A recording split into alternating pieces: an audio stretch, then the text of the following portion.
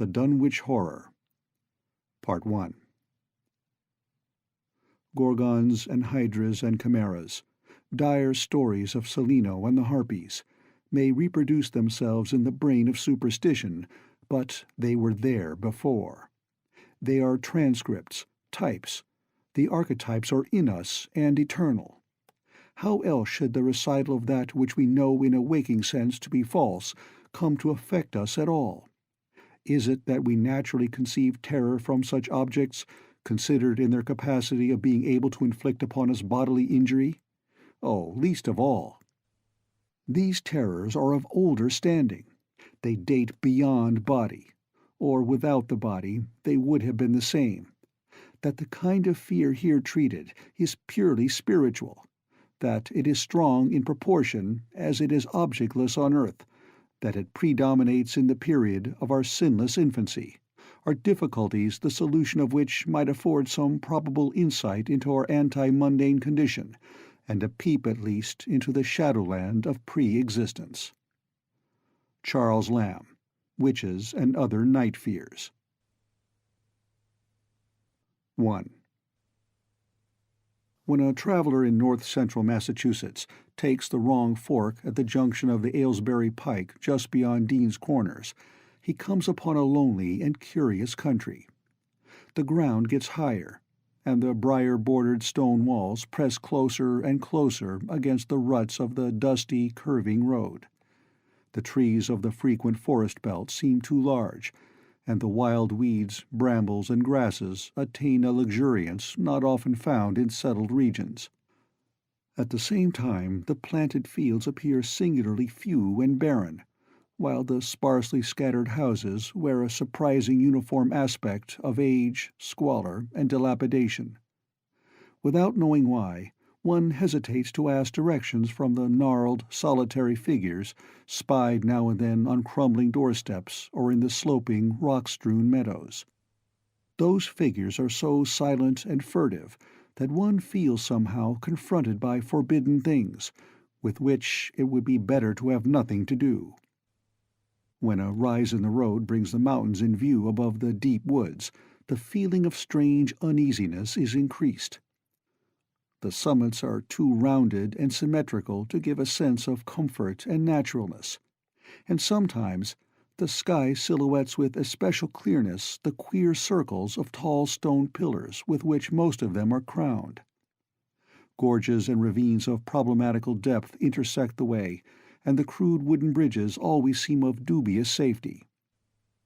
When the road dips again, there are stretches of marshland that one instinctively dislikes, and indeed almost fears at evening, when unseen whippoorwills chatter and the fireflies come out in abnormal profusion to dance to the raucous, creepily insistent rhythms of stridently piping bullfrogs.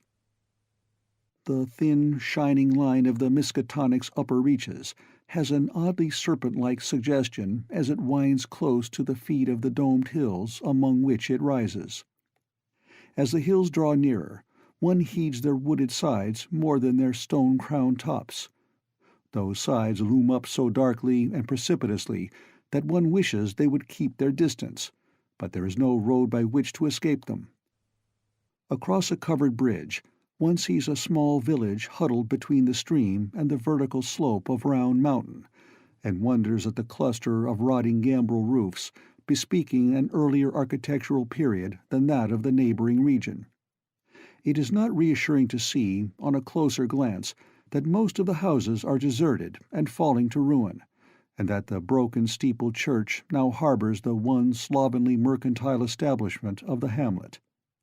One dreads to trust the tenebrous tunnel of the bridge, yet there is no way to avoid it. Once across, it is hard to prevent the impression of a faint, malign odor about the village street, as of the massed mold and decay of centuries. It is always a relief to get clear of the place, and to follow the narrow road around the base of the hills and across the level country beyond till it rejoins the Aylesbury Pike. Afterward, one sometimes learns that one has been through Dunwich. Outsiders visit Dunwich as seldom as possible, and since a certain season of horror, All the signboards pointing toward it have been taken down. The scenery, judged by any ordinary aesthetic canon, is more than commonly beautiful, yet there is no influx of artists or summer tourists. 2 centuries ago, when talk of witch blood, Satan worship, and strange forest presences was not laughed at, it was the custom to give reasons for avoiding the locality. In our sensible age, since the Dunwich Horror of 1928 was hushed up by those who had the town's and the world's welfare at heart, people shun it without knowing exactly why. Perhaps one reason, though it cannot apply to uninformed strangers, is that the natives are now repellently decadent, having gone far along that path of retrogression so common in many New England backwaters. They have come to form a race by themselves, with the well-defined mental and physical stigmata of degeneracy and inbreeding. The average of their intelligence is woefully low, whilst their annals reek of overt viciousness and of half-hidden murders, incests, and deeds of almost unnameable violence and perversity. The old gentry, representing the 2 or 3 armigerous families which came from Salem in 1692, have kept somewhat above the general level of decay, though many branches are sunk into the sordid populace so deeply that only their names remain as a key to the origin they disgrace. Some of the Whateleys and Bishops still send their eldest sons to Harvard and Miskatonic, though those sons seldom return to the mouldering gambrel roofs under which they and their ancestors were born. No one, even those who have the facts concerning the recent horror, can say just what is the matter with Dunwich, though old legends speak of unhallowed rites and conclaves of the Indians, amidst which they called forbidden shapes of shadow out of the great rounded hills, and made wild orgiastic prayers that were answered by loud crackings and rumblings from the ground below. In 1747, the Reverend Abijah Hoadley, newly come to the Congregational Church at Dunwich Village, preached a memorable sermon on the close presence of Satan and his imps, in which he said, "It must be allowed that these blasphemies of an infernal train of demons are matters of too common knowledge to be denied. The cursed voices of Azazel and Buzrael, of Beelzebub and Belial, being heard from underground by above a score of credible witnesses now living. I myself did not more than a fortnight ago catch a very plain discourse of evil powers in the hill behind my house, wherein there were a rattling and rolling, groaning, screeching, and hissing, such as no things of this earth could raise up, and which must needs have come from those caves that only black magic can discover, and only the devil unlock." Mr. Hoadley disappeared soon after delivering this sermon, but the text, printed in Springfield, is still extant. Noises in the hills continue to be reported from year to year, and still form a puzzle to geologists and physiographers. Other traditions tell of foul odors near the hill-crowning circles of stone pillars, and of rushing airy presences to be heard faintly at certain hours from stated points at the bottom of the great ravines, while still others try to explain the Devil's Hop-Yard, a bleak, blasted hillside where no tree, shrub, or grass-blade will grow.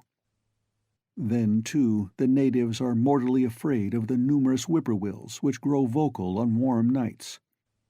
It is vowed that the birds are psychopomps lying in wait for the souls of the dying, and that they time their eerie cries in unison with the sufferer's struggling breath. If they can catch the fleeing soul when it leaves the body, they instantly flutter away chittering in demoniac laughter, but if they fail, they subside gradually into a disappointed silence. These tales, of course, are obsolete and ridiculous, because they come down from very old times. Dunwich is indeed ridiculously old, older by far than any of the communities within 30 miles of it. South of the village one may still spy the cellar walls and chimney of the ancient Bishop House, which was built before 1700, whilst the ruins of the mill at the Falls, built in 1806, form the most modern piece of architecture to be seen. Industry did not flourish here, and the 19th century factory movement proved short-lived. Oldest of all are the great rings of rough-hewn stone columns on the hilltops, but these are more generally attributed to the Indians than to the settlers. Deposits of skulls and bones, found within these circles and around the sizable table-like rock on Sentinel Hill, sustain the popular belief that such spots were once the burial places of the Pocumtucks, even though many ethnologists, disregarding the absurd improbability of such a theory, persist in believing the remains Caucasian. 2. It was in the township of Dunwich, in a large and partly inhabited farmhouse set against a hillside 4 miles from the village and a mile and a half from any other dwelling, that Wilbur Whately was born at 5 a.m. on Sunday, the 2nd of February, 1913. This date was recalled because it was Candlemas, which people in Dunwich curiously observe under another name, and because the noises in the hills had sounded, and all the dogs of the countryside had barked persistently throughout the night before. Less worthy of notice was the fact that the mother was one of the decadent Whateleys, a somewhat deformed and unattractive albino woman of 35, living with an aged and half-insane father about whom the most frightful tales of wizardry had been whispered in his youth. Lavinia Whately had no known husband, but according to the custom of the region made no attempt to disavow the child, concerning the other side of whose ancestry the country folk might, and did, speculate as widely as they chose. On the contrary, she seemed strangely proud of the dark, goatish-looking infant who formed such a contrast to her own sickly and pink-eyed albinism, and was heard to mutter many curious prophecies about its unusual powers and tremendous future. Lavinia was one who would be apt to mutter such things, for she was a lone creature, given to wandering amidst thunderstorms in the hills, and trying to read the great odorous books which her father had inherited through 2 centuries of Whateleys, and which were fast falling to pieces with age and wormholes. She had never been to school, but was filled with disjointed scraps of ancient lore that old Whately had taught her. The remote farmhouse had always been feared because of old Whately's reputation for black magic, and the unexplained death by violence of Mrs. Whately when Lavinia was 12 years old had not helped to make the place popular. Isolated among strange influences, Lavinia was fond of wild and grandiose daydreams and singular occupations, nor was her leisure much taken up by household cares in a home from which all standards of order and cleanliness had long since disappeared. There was a hideous screaming which echoed above even the hill noises and the dogs barking on the night Wilbur was born, but no known doctor or midwife presided at his coming. Neighbors knew nothing of him till a week afterward, when old Whately drove his sleigh through the snow into Dunwich village, and discoursed incoherently to the group of loungers at Osborne's general store.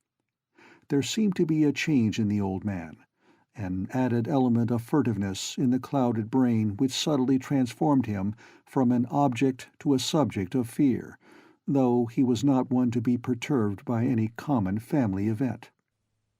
Amidst it all he showed some trace of the pride later noticed in his daughter, and what he said of the child's paternity was remembered by many of his hearers years afterward. "I don't keer what folks think. If Lavinia's boy looked like his pa, he wouldn't look like nothin' you expect. You needn't think the only folks is the folks hereabouts. Lavinia's read some, and has seed some things the most you only tell about.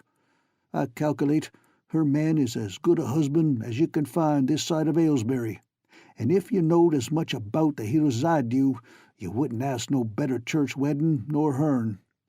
Let me tell you somethin'. Some day you folks'll hear a child of Lavinia's a-callin' its father's name on the top of Sentinel Hill." The only persons who saw Wilbur during the first month of his life were old Zechariah Whately of the undecayed Whateleys and Earl Sawyer's common-law wife, Mamie Bishop. Mamie's visit was frankly one of curiosity, and her subsequent tales did justice to her observations. But Zechariah came to lead a pair of Alderney cows which old Whately had bought of his son Curtis. This marked the beginning of a course of cattle buying on the part of small Wilbur's family, which ended only in 1928, when the Dunwich Horror came and went. Yet at no time did the ramshackle Whately barn seem overcrowded with livestock. There came a period when people were curious enough to steal up and count the herd that grazed precariously on the steep hillside above the old farmhouse, and they could never find more than 10 or 12 anemic, bloodless-looking specimens. Evidently some blight or distemper, perhaps sprung from the unwholesome pasturage or the diseased fungi and timbers of the filthy barn, caused a heavy mortality amongst the Whately animals. Odd wounds or sores, having something of the aspect of incisions, seemed to afflict the visible cattle, and once or twice during the earlier months certain callers fancied they could discern similar sores about the throats of the grey, unshaven old man and his slatternly, crinkly-haired albino daughter. In the spring after Wilbur's birth, Lavinia resumed her customary rambles in the hills, bearing in her misproportioned arms the swarthy child. Public interest in the Whateleys subsided after most of the country folk had seen the baby, and no one bothered to comment on the swift development which that newcomer seemed every day to exhibit.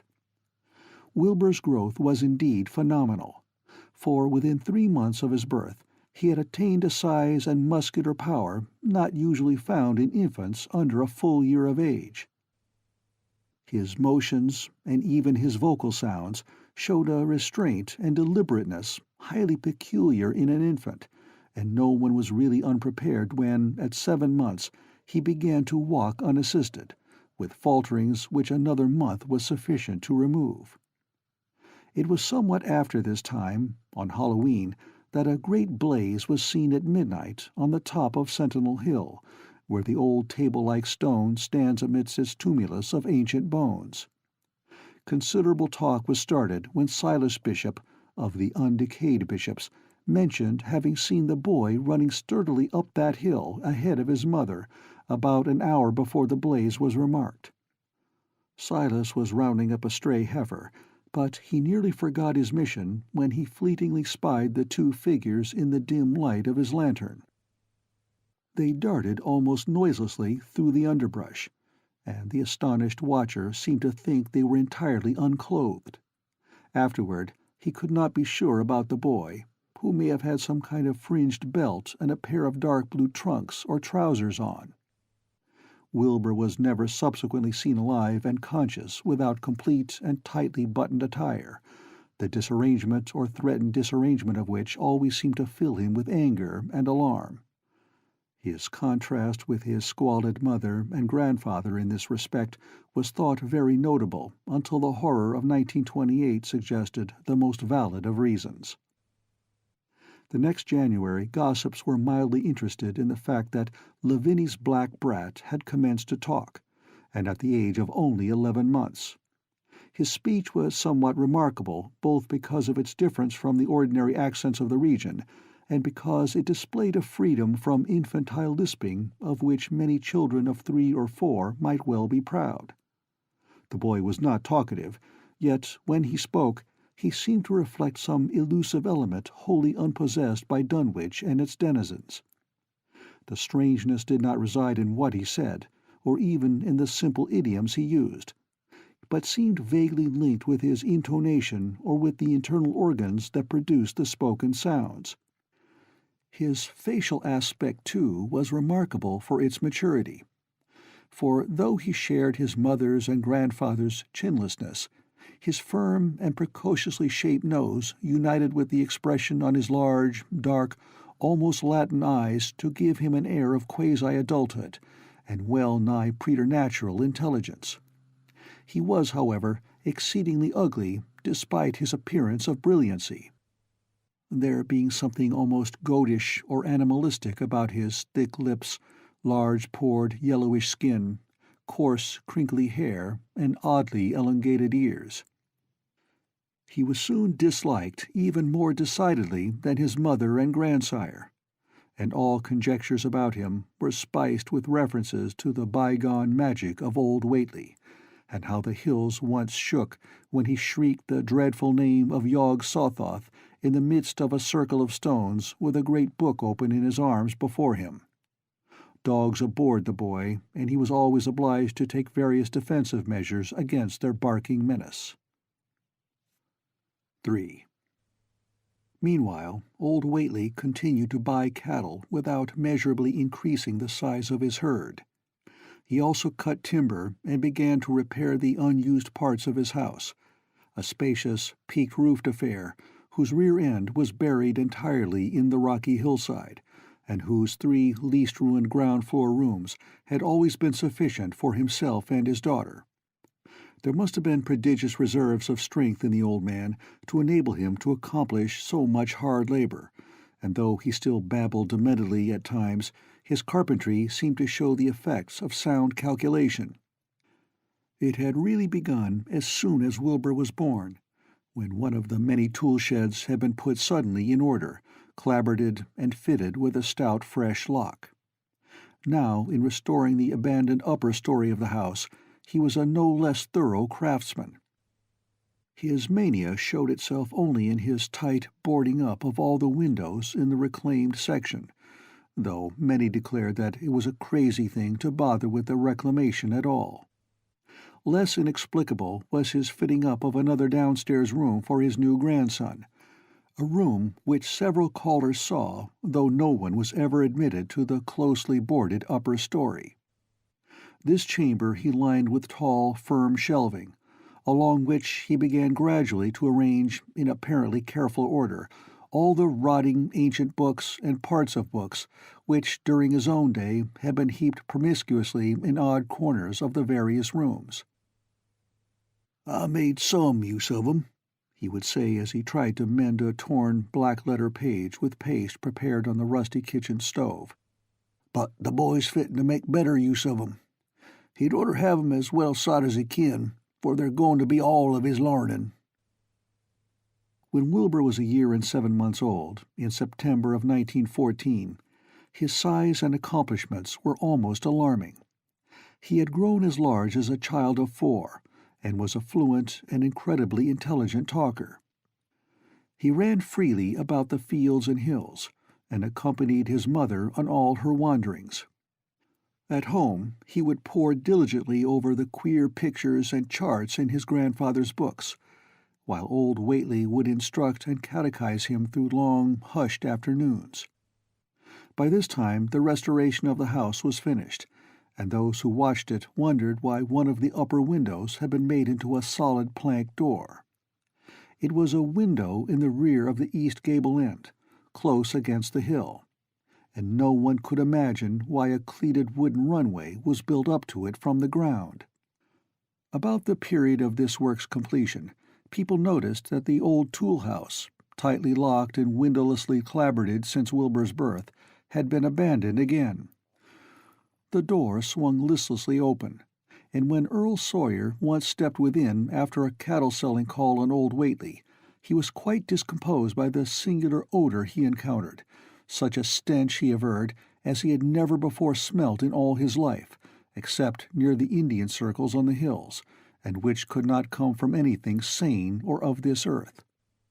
But then, the homes and sheds of Dunwich folk have never been remarkable for olfactory immaculateness. The following months were void of visible events, save that everyone swore to a slow but steady increase in the mysterious hill noises.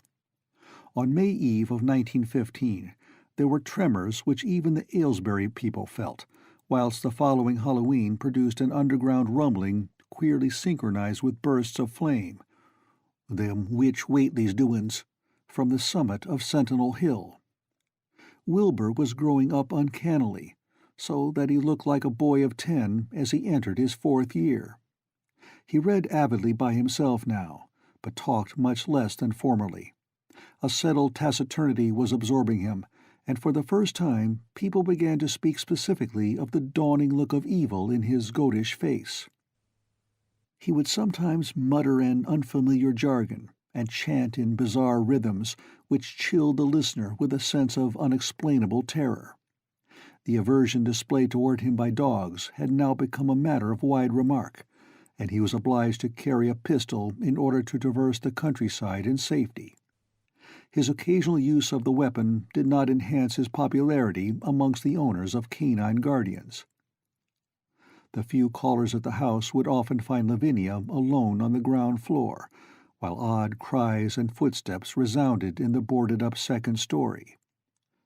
She would never tell what her father and the boy were doing up there, though once she turned pale and displayed an abnormal degree of fear when a jocose fish peddler tried the locked door leading to the stairway. That peddler told the store loungers at Dunwich Village that he thought he heard a horse stamping on that floor above. The loungers reflected, thinking of the door and runway, and of the cattle that so swiftly disappeared. Then they shuddered as they recalled tales of old Whately's youth, and of the strange things that are called out of the earth when a bullock is sacrificed at the proper time to certain heathen gods. It had for some time been noticed that dogs had begun to hate and fear the whole Whately place as violently as they hated and feared young Wilbur personally. In 1917 the war came, and Squire Sawyer Whately, as chairman of the local draft board, had hard work finding a quota of young Dunwich men fit even to be sent to a development camp. The government, alarmed at such signs of wholesale regional decadence, sent several officers and medical experts to investigate, conducting a survey which New England newspaper readers may still recall. It was the publicity attending this investigation which set reporters on the track of the Whateleys, and caused the Boston Globe and Arkham Advertiser to print flamboyant Sunday stories of young Wilbur's precociousness, old Whately's black magic, the shelves of strange books, the sealed second story of the ancient farmhouse, and the weirdness of the whole region and its hill noises. Wilbur was 4.5 then, and looked like a lad of 15. His lip and cheek were fuzzy with a coarse dark down, and his voice had begun to break. Earl Sawyer went out to the Whately place with both sets of reporters and cameramen, and called their attention to the queer stench which now seemed to trickle down from the sealed upper spaces. It was, he said, exactly like the smell he had found in the tool shed abandoned when the house was finally repaired, and like the faint odors which he sometimes thought he caught near the stone circles on the mountains. Dunwich folk read the stories when they appeared, and grinned over the obvious mistakes. They wondered, too, why the writers had made so much of the fact that old Whately always paid for his cattle in gold pieces of extremely ancient date. The Whateleys had received their visitors with ill-concealed distaste, though they did not dare court further publicity by a violent resistance or refusal to talk. 4. For a decade, the annals of the Whateleys sink indistinguishably into the general life of a morbid community used to their queer ways and hardened to their May Eve and All-Hallow orgies. Twice a year they would light fires on the top of Sentinel Hill, at which times the mountain rumblings would recur with greater and greater violence, while at all seasons there were strange and portentous doings at the lonely farmhouse. In the course of time, callers professed to hear sounds in the sealed upper story, even when all the family were downstairs, and they wondered how swiftly or how lingeringly a cow or bullock was usually sacrificed. There was talk of a complaint to the Society for the Prevention of Cruelty to Animals, but nothing ever came of it, since Dunwich folk are never anxious to call the outside world's attention to themselves.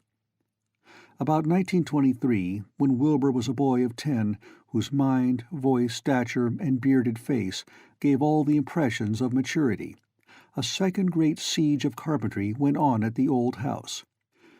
It was all inside the sealed upper part, and from bits of discarded lumber, people concluded that the youth and his grandfather had knocked out all the partitions and even removed the attic floor, leaving only one vast open void between the ground story and the peaked roof. They had torn down the great central chimney, too, and fitted the rusty range with a flimsy outside tin stovepipe. In the spring after this event, old Whately noticed the growing number of whippoorwills that would come out of Cold Spring Glen to chirp under his window at night. He seemed to regard the circumstance as one of great significance, and told the loungers at Osborne's that he thought his time had almost come. "They whistle jest in tune with my breathin' now," he said, "and I guess they're gettin' ready to ketch my soul. They know it's a-goin' out, and don't calc'late to miss it. You'll know, boys, arter I'm gone, whether they get me or not. If they do, they'll keep us singin' and laughin' till break o' day. If they don't, they'll kinder quiet down like. I expect them and the souls they hunts fer have some pretty tough tussles sometimes." On Lammas night, 1924, Dr. Houghton of Aylesbury was hastily summoned by Wilbur Whately, who had lashed his one remaining horse through the darkness and telephoned from Osborne's in the village. He found old Whately in a very grave state, with a cardiac action and stertorous breathing that told of an end not far off. The shapeless albino daughter and oddly bearded grandson stood by the bedside, whilst from the vacant abyss overhead there came a disquieting suggestion of a rhythmical surging or lapping, as of the waves on some level beach. The doctor, though, was chiefly disturbed by the chattering night-birds outside, a seemingly limitless legion of whippoorwills that cried their endless message in repetitions timed diabolically to the wheezing gasps of the dying man. It was uncanny and unnatural. Too much, thought Dr. Houghton, like the whole of the region he had entered so reluctantly in response to the urgent call. Toward 1 o'clock, old Whately gained consciousness, and interrupted his wheezing to choke out a few words to his grandson. "More space, Willie, more space soon. You grows, and that grows faster. It'll be ready to sarve you soon, boy. Open up the gates to Yog Sothoth with the long chant that you'll find on page 751 of the complete edition, and then put a match to the prison. Fire from earth can't burn it nohow." He was obviously quite mad.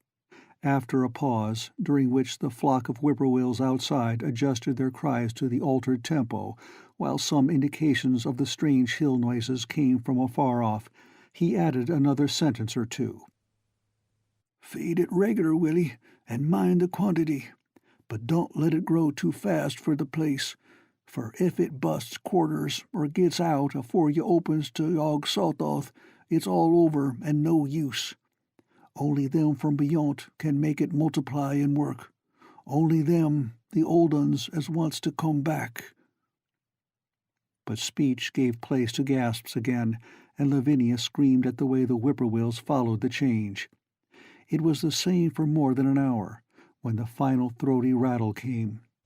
Dr. Houghton drew shrunken lids over the glazing gray eyes as the tumult of birds faded imperceptibly to silence. Lavinia sobbed, but Wilbur only chuckled whilst the hill noises rumbled faintly. "They didn't get him," he muttered in his heavy bass voice. Wilbur was by this time a scholar of really tremendous erudition in his one-sided way, and was quietly known by correspondence to many librarians in distant places where rare and forbidden books of old days are kept. He was more and more hated and dreaded around Dunwich because of certain youthful disappearances which suspicion laid vaguely at his door, but was always able to silence inquiry through fear, or through use of that fund of old-time gold which still, as in his grandfather's time, went forth regularly and increasingly for cattle buying. He was now tremendously mature of aspect, and his height, having reached the normal adult limit, seemed inclined to wax beyond that figure. In 1925, when a scholarly correspondent from Miskatonic University called upon him one day and departed pale and puzzled, he was fully 6 3/4 feet tall. Through all the years Wilbur had treated his half-deformed albino mother with a growing contempt, finally forbidding her to go to the hills with him on May Eve and Hallowmass. And in 1926 the poor creature complained to Mamie Bishop of being afraid of him. "They's more about him as I knows than I can tell you, Mamie," she said, "and nowadays there's more nor what I know myself. I vow afore God I don't know what he wants nor what he's a-trying to do." That Halloween the hill noises sounded louder than ever, and fire burned on Sentinel Hill as usual, but people paid more attention to the rhythmical screaming of vast flocks of unnaturally belated whippoorwills, which seemed to be assembled near the unlighted Whately farmhouse. After midnight their shrill notes burst into a kind of pandemoniac cachinnation which filled all the countryside, and not until dawn did they finally quiet down. Then they vanished, hurrying southward where they were fully a month overdue. What this meant no one could quite be certain till later. None of the country folk seemed to have died, but poor Lavinia Whately, the twisted albino, was never seen again. In the summer of 1927, Wilbur repaired 2 sheds in the farmyard and began moving his books and effects out to them. Soon afterward, Earl Sawyer told the loungers at Osborne's that more carpentry was going on in the Whately farmhouse. Wilbur was closing all the doors and windows on the ground floor, and seemed to be taking out partitions as he and his grandfather had done upstairs 4 years before. He was living in one of the sheds, and Sawyer thought he seemed unusually worried and tremulous. People generally suspected him of knowing something about his mother's disappearance, and very few ever approached his neighborhood now. His height had increased to more than 7 feet, and showed no signs of ceasing its development. End of Part 1. 5. The following winter brought an event no less strange than Wilbur's first trip outside the Dunwich region. Correspondence with the Widener Library at Harvard, the Bibliothèque Nationale in Paris, the British Museum, the University of Buenos Aires, and the library of Miskatonic University at Arkham had failed to get him the loan of a book he desperately wanted. So at length he set out in person, shabby, dirty, bearded, and uncouth of dialect, to consult the copy at Miskatonic, which was the nearest to him geographically. Almost 8 feet tall, and carrying a cheap new valise from Osborne's general store, this dark and goatish gargoyle appeared one day in Arkham in quest of the dreaded volume kept under lock and key at the college library. The hideous Necronomicon of the mad Arab Alhazred in Olaus Wormius Latin version, as printed in Spain in the 17th century. He had never seen a city before, but had no thought save to find his way to the university grounds, where, indeed, he passed heedlessly by the great white-fanged watchdog that barked with unnatural fury and enmity and tugged frantically at its stout chain. Wilbur had with him the priceless but imperfect copy of Dr. Dee's English version, which his grandfather had bequeathed him, and upon receiving access to the Latin copy, he at once began to collate the 2 texts with the aim of discovering a certain passage which would have come on the 751st page of his own defective volume. This much he could not civilly refrain from telling the librarian, the same erudite Henry Armitage, A.M. Miskatonic, Ph.D. Princeton, Litt.D. Johns Hopkins, who had once called at the farm, and who now politely plied him with questions. He was looking, he had to admit, for a kind of formula or incantation containing the frightful name Yog-Sothoth, and it puzzled him to find discrepancies, duplications, and ambiguities which made the matter of determination far from easy. As he copied the formula he finally chose, Dr. Armitage looked involuntarily over his shoulder at the open pages, the left hand one of which, in the Latin version, contained such monstrous threats to the peace and sanity of the world. "Nor is it to be thought," ran the text as Armitage mentally translated it, "that man is either the oldest or the last of earth's masters, or that the common bulk of life and substance walks alone. The old ones were, the old ones are, and the old ones shall be. Not in the spaces we know, but between them.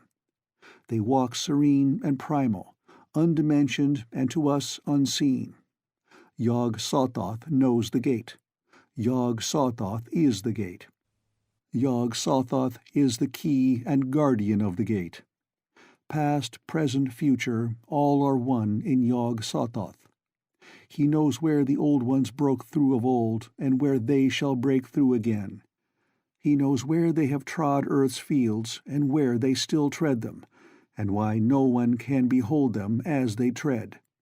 By their smell can men sometimes know them near, but of their semblance can no man know, saving only in the features of those they have begotten on mankind, and of those are there many sorts, differing in likeness from man's truest eidolon to that shape without sight or substance which is they. They walk unseen and foul in lonely places, where the words have been spoken and the rites howled through at their seasons. The wind gibbers with their voices, and the earth mutters with their consciousness. They bend the forest and crush the city, yet may not forest or city behold the hand that smites. Kadath in the cold waste hath known them, and what man knows Kadath?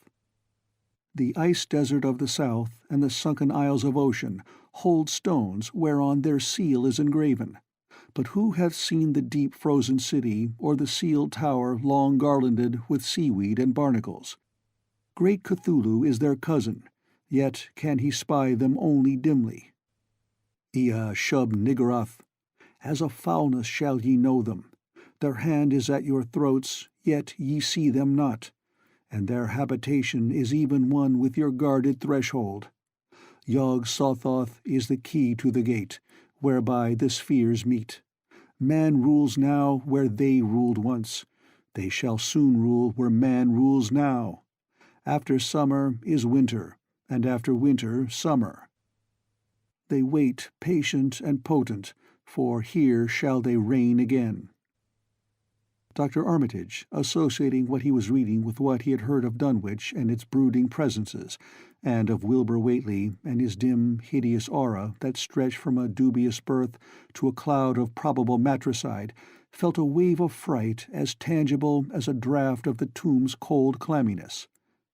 The bent, goatish giant before him seemed like the spawn of another planet or dimension, like something only partly of mankind, and linked to black gulfs of essence and entity that stretched like Titan phantasms beyond all spheres of force and matter, space and time.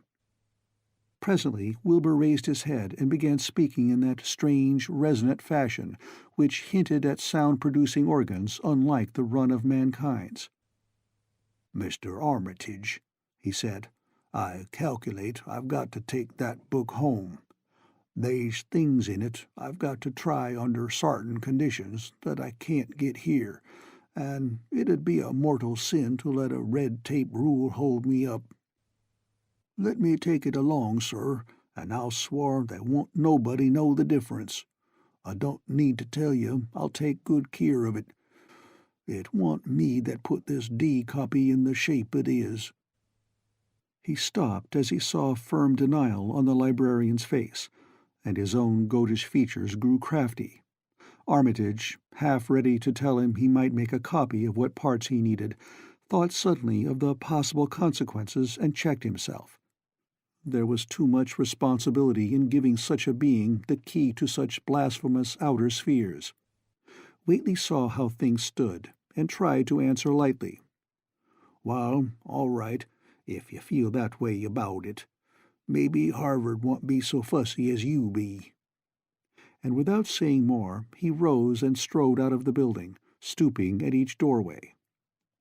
Armitage heard the savage yelping of the great watchdog, and studied Whately's gorilla-like lope as he crossed the bit of campus visible from the window. He thought of the wild tales he had heard, and recalled the old Sunday stories in the Advertiser. These things, and the lore he had picked up from Dunwich rustics and villagers during his one visit there. Unseen things not of earth, or at least not of tri-dimensional earth, rushed fetid and horrible through New England's glens, and brooded obscenely on the mountain tops. Of this he had long felt certain. Now he seemed to sense the close presence of some terrible part of the intruding horror, and to glimpse a hellish advance in the black dominion of the ancient and once passive nightmare. He locked away the Necronomicon with a shudder of disgust, but the room still reeked with an unholy and unidentifiable stench. "As a foulness shall ye know them," he quoted.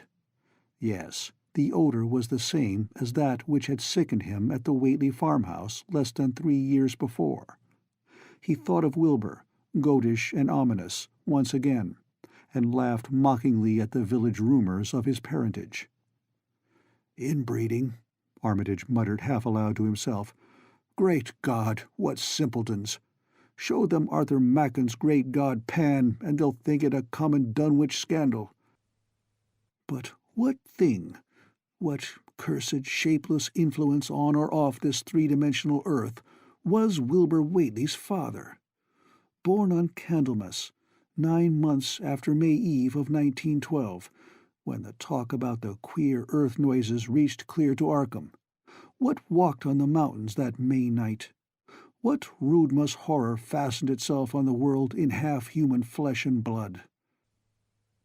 During the ensuing weeks, Dr. Armitage set about to collect all possible data on Wilbur Whately and the formless presences around Dunwich. He got in communication with Dr. Houghton of Aylesbury, who had attended old Whately in his last illness, and found much to ponder over in the grandfather's last words as quoted by the physician. A visit to Dunwich village failed to bring out much that was new, but a close survey of the Necronomicon in those parts which Wilbur had sought so avidly seemed to supply new and terrible clues to the nature, methods, and desires of the strange evil so vaguely threatening this planet. Talks with several students of archaic lore in Boston, and letters to many others elsewhere, gave him a growing amazement which passed slowly through varied degrees of alarm to a state of really acute spiritual fear. As the summer drew on, he felt dimly that something ought to be done about the lurking terrors of the upper Miskatonic Valley, and about the monstrous being known to the human world as Wilbur Whately. 6.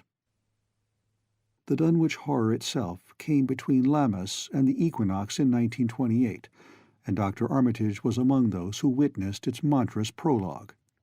He had heard, meanwhile, of Whately's grotesque trip to Cambridge, and of his frantic efforts to borrow or copy from the Necronomicon at the Widener Library. Those efforts had been in vain, since Armitage had issued warnings of the keenest intensity to all librarians having charge of the dreaded volume. Wilbur had been shockingly nervous at Cambridge, anxious for the book, yet almost equally anxious to get home again, as if he feared the results of being away long. Early in August, the half-expected outcome developed, and in the small hours of the 3rd, Dr. Armitage was awakened suddenly by the wild, fierce cries of the savage watchdog on the college campus. Deep and terrible, the snarling, half-mad growls and barks continued, always in mounting volume, but with hideously significant pauses. Then there rang out a scream from a wholly different throat, such a scream as roused half the sleepers of Arkham and haunted their dreams ever afterward, such a scream as could come from no being born of earth or wholly of earth. Armitage hastened into some clothing and rushed across the street and lawn to the college buildings, saw that others were ahead of him, and heard the echoes of a burglar alarm still shrilling from the library. An open window showed black and gaping in the moonlight. What had come had indeed completed its entrance, for the barking and the screaming, now fast fading into a mixed low growling and moaning, proceeded unmistakably from within. Some instinct warned Armitage that what was taking place was not a thing for unfortified eyes to see, so he brushed back the crowd with authority as he unlocked the vestibule door. Among the others he saw Professor Warren Rice and Dr. Francis Morgan, men to whom he had told some of his conjectures and misgivings, and these two he motioned to accompany him inside. The inward sounds, except for a watchful, droning whine from the dog, had by this time quite subsided. But Armitage now perceived with a sudden start that a loud chorus of whippoorwills among the shrubbery had commenced a damnably rhythmical piping, as if in unison with the last breath of a dying man. The building was full of a frightful stench which Dr. Armitage knew too well, and the three men rushed across the hall to the small genealogical reading room whence the low whining came. For a second nobody dared to turn on the light. Then Armitage summoned up his courage and snapped the switch. One of the three, it is not certain which, shrieked aloud at what sprawled before them among disordered tables and overturned chairs. Professor Rice declares that he wholly lost consciousness for an instant, though he did not stumble or fall. The thing that lay half-bent on its side in a fetid pool of greenish-yellow ichor and tarry stickiness was almost 9 feet tall, and the dog had torn off all the clothing and some of the skin. It was not quite dead, but twitched silently and spasmodically, while its chest heaved in monstrous unison with the mad piping of the expectant whippoorwills outside. Bits of shoe leather and fragments of apparel were scattered about the room, and just inside the window an empty canvas sack lay where it had evidently been thrown. Near the central desk a revolver had fallen, a dented but undischarged cartridge later explaining why it had not been fired. The thing itself, however, crowded out all other images at the time. It would be trite and not wholly accurate to say that no human pen could describe it, but one may properly say that it could not be vividly visualized by anyone whose ideas of aspect and contour are too closely bound up with the common life-forms of this planet and of the 3 known dimensions. It was partly human, beyond a doubt, with very man-like hands and head, and the goatish, chinless face had the stamp of the Whateleys upon it. But the torso and lower parts of the body were teratologically fabulous, so that only generous clothing could ever have enabled it to walk on earth unchallenged or uneradicated. Above the waist it was semi-anthropomorphic, though its chest, where the dog's rending paws still rested watchfully, had the leathery, reticulated hide of a crocodile or alligator. The back was piebald with yellow and black, and dimly suggested the squamous covering of certain snakes. Below the waist, though, it was the worst, for here all human resemblance left off and sheer fantasy began. The skin was thickly covered with coarse black fur, and from the abdomen a score of long greenish-gray tentacles with red sucking mouths protruded limply. Their arrangement was odd, and seemed to follow the symmetries of some cosmic geometry unknown to Earth or the solar system. On each of the hips, deep set in a kind of pinkish, ciliated orbit, was what seemed to be a rudimentary eye, whilst in lieu of a tail there depended a kind of trunk or feeler, with purple annular markings, and with many evidences of being an undeveloped mouth or throat. The limbs, save for their black fur, roughly resembled the hind legs of prehistoric Earth's giant saurians, and terminated in ridgy-veined pads that were neither hooves nor claws. When the thing breathed, its tail and tentacles rhythmically changed color, as if from some circulatory cause normal to the non-human side of its ancestry. In the tentacles this was observable as a deepening of the greenish tinge, whilst in the tail it was manifest as a yellowish appearance, which alternated with a sickly greyish-white in the spaces between the purple rings. Of genuine blood there was none, only the fetid greenish-yellow ichor which trickled along the painted floor beyond the radius of the stickiness, and left a curious discoloration behind it. As the presence of the 3 men seemed to rouse the dying thing, it began to mumble without turning or raising its head. Dr. Armitage made no written record of its mouthings, but asserts confidently that nothing in English was uttered. At first the syllables defied all correlation with any speech of Earth, but toward the last there came some disjointed fragments, evidently taken from the Necronomicon, that monstrous blasphemy in quest of which the thing had perished. Those fragments, as Armitage recalls them, ran something like "Ngai, Nga, Ga, Bug, shagug, yah, yog sawtot, yog sawtot. They trailed off into nothingness as the whippoorwill shrieked in rhythmical crescendos of unholy anticipation. Then came a halt in the gasping, and the dog raised his head in a long, lugubrious howl.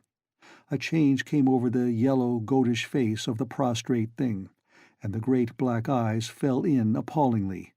Outside the window, the shrilling of the whippoorwills had suddenly ceased, and above the murmurs of the gathering crowd there came the sound of a panic-struck whirring and fluttering. Against the moon, vast clouds of feathery watchers rose and raced from sight, frantic at that which they had sought for prey. All at once the dog started up abruptly, gave a frightened bark, and leapt nervously out the window by which it had entered. A cry rose from the crowd, and Dr. Armitage shouted to the men outside that no one must be admitted till the police or medical examiner came. He was thankful that the windows were just too high to permit of peering in, and drew the dark curtains carefully down over each one. By this time 2 policemen had arrived, and Dr. Morgan, meeting them in the vestibule, was urging them for their own sakes to postpone entrance to the stench-filled reading room till the examiner came and the prostrate thing could be covered up. Meanwhile, frightful changes were taking place on the floor. One need not describe the kind and rate of shrinkage and disintegration that occurred before the eyes of Dr. Armitage and Professor Rice. But it is permissible to say that, aside from the external appearance of face and hands, the really human elements in Wilbur Whately must have been very small. When the medical examiner came, there was only a sticky whitish mass on the painted boards, and the monstrous odor had nearly disappeared. Apparently, Whately had had no skull or bony skeleton, at least in any true or stable sense. He had taken somewhat after his unknown father. 7. Yet all this was only the prologue of the actual Dunwich Horror. Formalities were gone through by bewildered officials, abnormal details were duly kept from press and public, and men were sent to Dunwich and Aylesbury to look up property and notify any who might be heirs of the late Wilbur Whately. They found the countryside in great agitation, both because of the growing rumblings beneath the domed hills, and because of the unwanted stench and the surging, lapping sounds which came increasingly from the great empty shell formed by Whately's boarded-up farmhouse. Earl Sawyer, who tended the horse and cattle during Wilbur's absence, had developed a woefully acute case of nerves. The officials devised excuses not to enter the noisome boarded place, and were glad to confine their survey of the deceased's living quarters, the newly mended sheds, to a single visit. They filed a ponderous report at the courthouse in Aylesbury, and litigations concerning heirship are said to be still in progress amongst the innumerable Whateleys, decayed and undecayed, of the upper Miskatonic Valley. An almost interminable manuscript in strange characters, written in a huge ledger and adjudged a sort of diary because of the spacing and the variations in ink and penmanship, presented a baffling puzzle to those who found it on the old bureau which served as its owner's desk.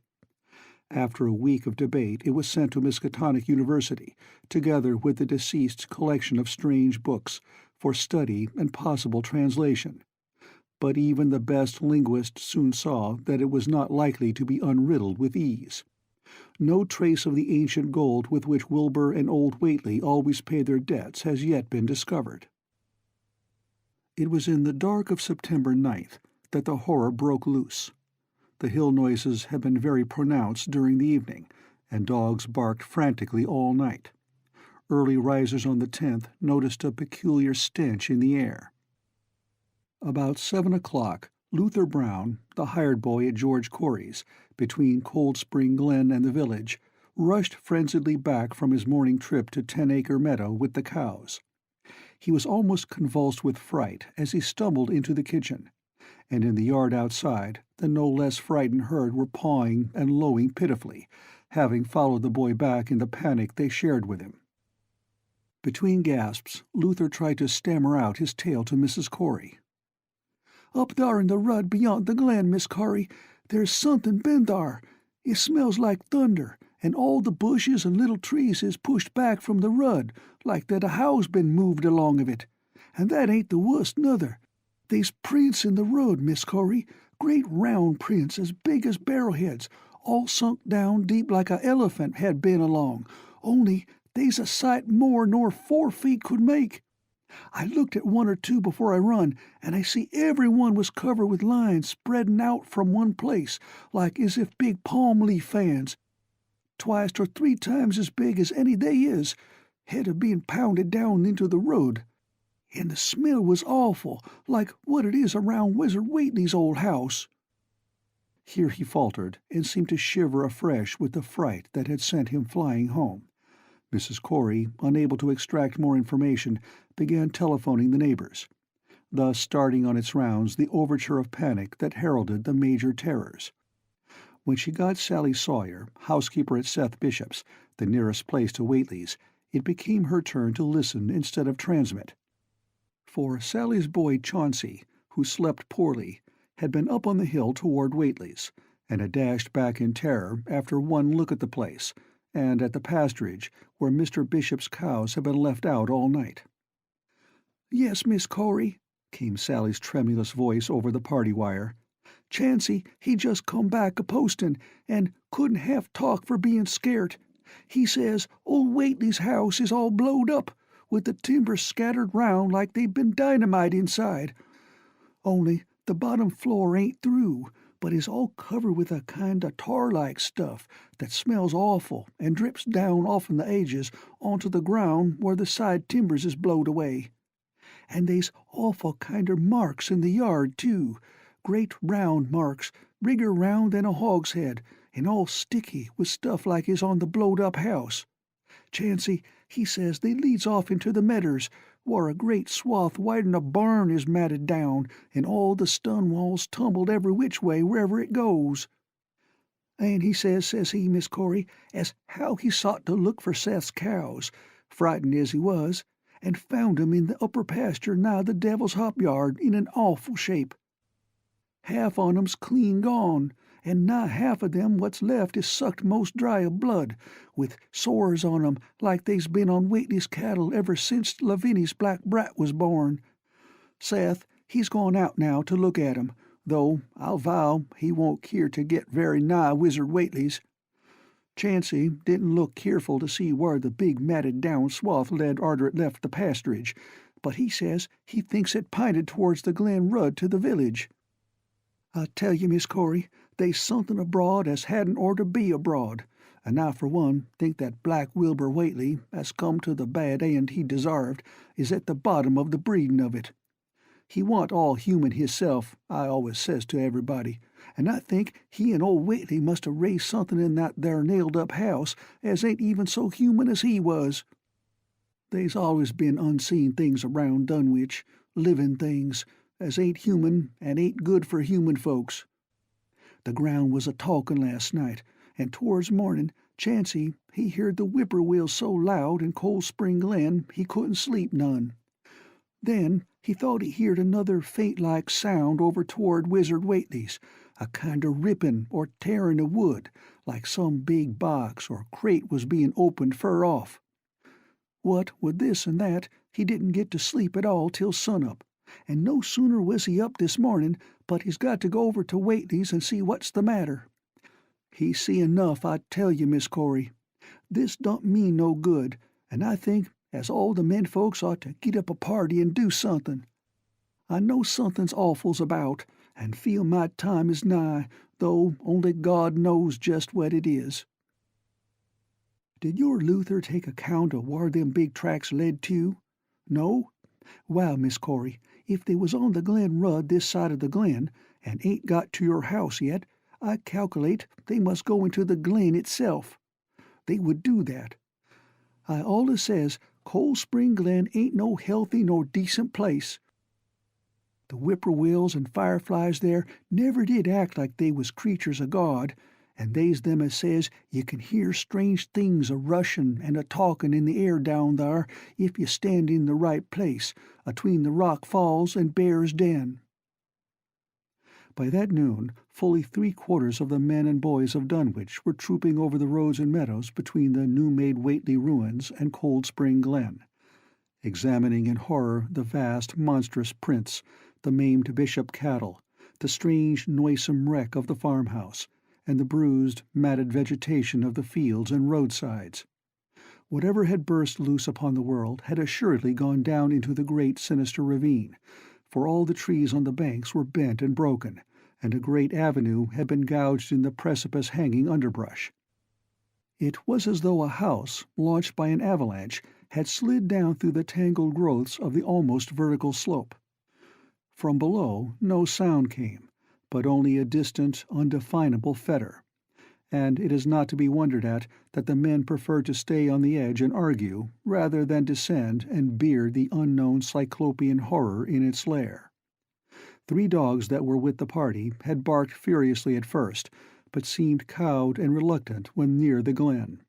Someone telephoned the news to the Aylesbury Transcript, but the editor, accustomed to wild tales from Dunwich, did no more than concoct a humorous paragraph about it, an item soon afterward reproduced by the Associated Press.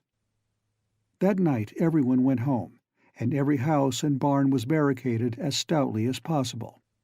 Needless to say, no cattle were allowed to remain in open pasturage. About 2 a.m, a frightful stench and the savage barking of the dogs awakened the household at Elmer Fry's, on the eastern edge of Cold Spring Glen, and all agreed that they could hear a sort of muffled swishing or lapping sound from somewhere outside.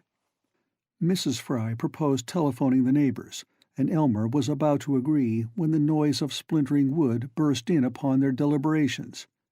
It came apparently from the barn, and was quickly followed by a hideous screaming and stamping amongst the cattle.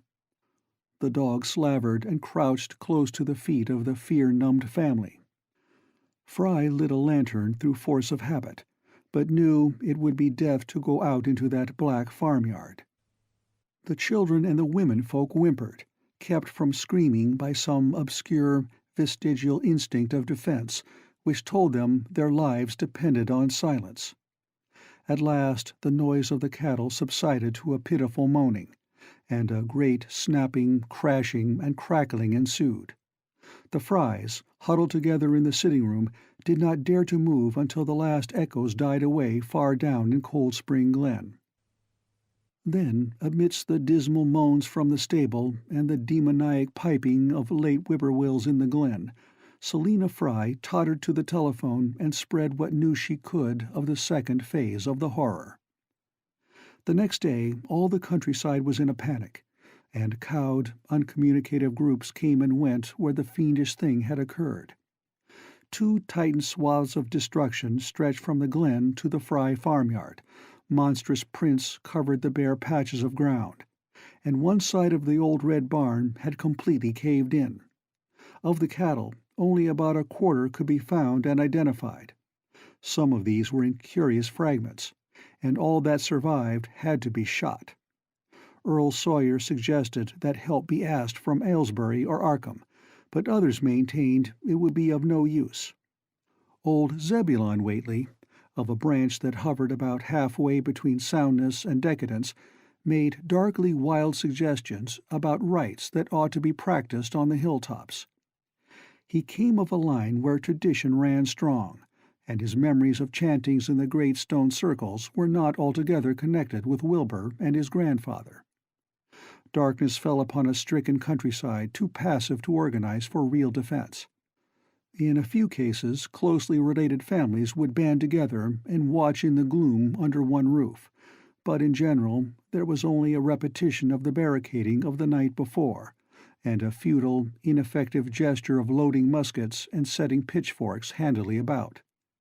Nothing, however, occurred except some hill noises, and when the day came there were many who hoped that the new horror had gone as swiftly as it had come. There were even bold souls who proposed an offensive expedition down in the glen, though they did not venture to set an actual example to the still reluctant majority. When night came again, the barricading was repeated, though there was less huddling together of families. In the morning, Both the Fry and the Seth Bishop households reported excitement among the dogs, and vague sounds and stenches from afar, while early explorers noted with horror a fresh set of the monstrous tracks in the road skirting Sentinel Hill. As before, the sides of the road showed a bruising indicative of the blasphemously stupendous bulk of the horror, whilst the conformation of the tracks seemed to argue a passage in two directions, as if the moving mountain had come from Cold Spring Glen and returned to it along the same path. At the base of the hill, a 30-foot swath of crushed shrubbery and saplings led steeply upward, and the seekers gasped when they saw that even the most perpendicular places did not deflect the inexorable trail. Whatever the horror was, it could scale a sheer stony cliff of almost complete verticality, and as the investigators climbed around to the hill summit by safer routes, they saw that the trail ended, or rather reversed, there. It was here that the Whateleys used to build their hellish fires and chant their hellish rituals by the table-like stone on May Eve and Hallowmass. Now that very stone formed the center of a vast space thrashed around by the mountainous horror, whilst upon its slightly concave surface was a thick, fetid deposit of the same tarry stickiness observed on the floor of the ruined Whateley farmhouse when the horror escaped. Men looked at one another and muttered. Then they looked down the hill. Apparently, the horror had descended by a route much the same as that of its ascent. To speculate was futile. Reason, logic, and normal ideas of motivation stood confounded.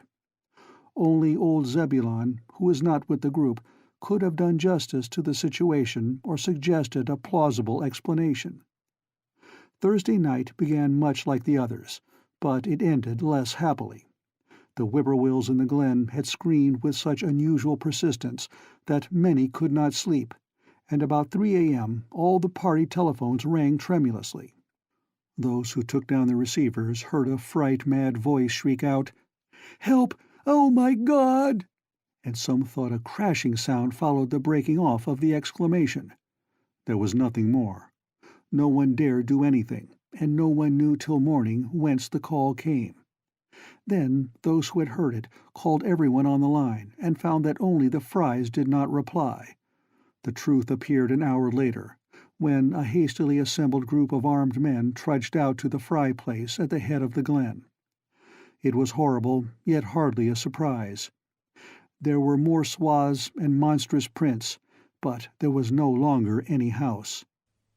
It had caved in like an eggshell, and amongst the ruins nothing living or dead could be discovered, only a stench and a tarry stickiness.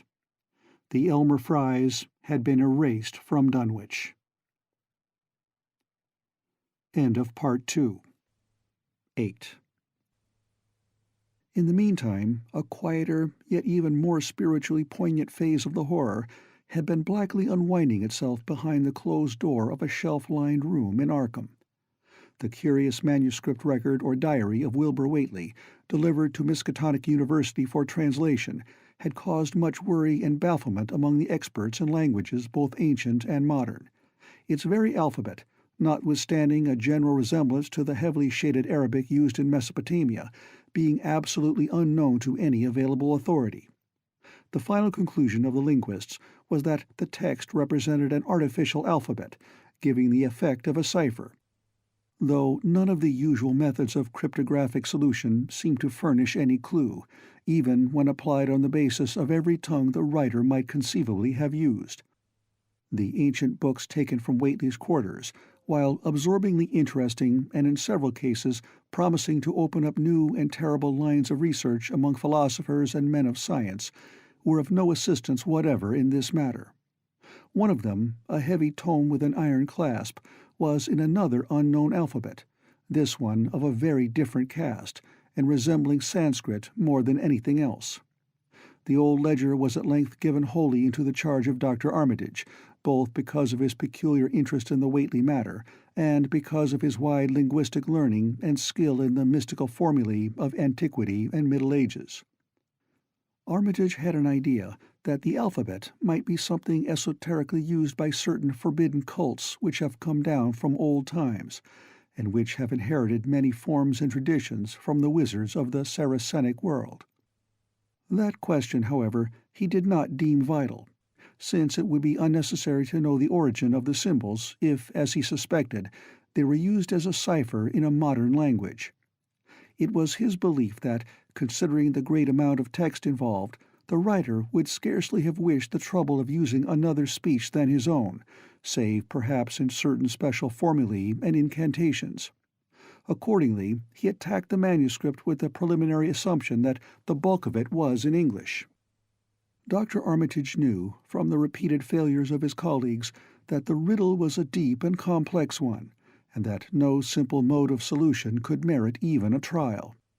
All through late August, he fortified himself with the massed lore of cryptography, drawing upon the fullest resources of his own library, and wading night after night amidst the arcana of Trithemius' Polygraphia, Giambattista Porta's De Furtivis Literatum Notis, de Visionaire's Trait de Chiffre, Falconer's Cryptomenesis Petefacta, Davies and Thickness's 18th-century treatises, and such fairly modern authorities as Blair, von Martin, and Kluber's Cryptographic. He interspersed his study of the books with attacks on the manuscript itself, and in time became convinced that he had to deal with one of those subtlest and most ingenious of cryptograms, in which many separate lists of corresponding letters are arranged like the multiplication table, and the message built up with arbitrary keywords known only to the initiated. The older authorities seemed rather more helpful than the newer ones, and Armitage concluded that the code of the manuscript was one of great antiquity, no doubt handed down through a long line of mystical experimenters. Several times he seemed near daylight, only to be set back by some unforeseen obstacle. Then, as September approached, the clouds began to clear. Certain letters, as used in certain parts of the manuscript, emerged definitely and unmistakably, and it became obvious that the text was indeed in English. On the evening of September 2nd, the last major barrier gave way, and Dr. Armitage read for the first time a continuous passage of Wilbur Whately's Annals. It was in truth a diary, as all had thought, and it was couched in a style clearly showing the mixed occult erudition and general illiteracy of the strange being who wrote it. Almost the first long passage that Armitage deciphered, an entry dated November 26, 1916, proved highly startling and disquieting. It was written, he remembered, by a child of 3.5 who looked like a lad of 12 or 13. "Today learn the Aklo for the Sabbath," it ran, "which did not like, it being answerable from the hill and not from the air.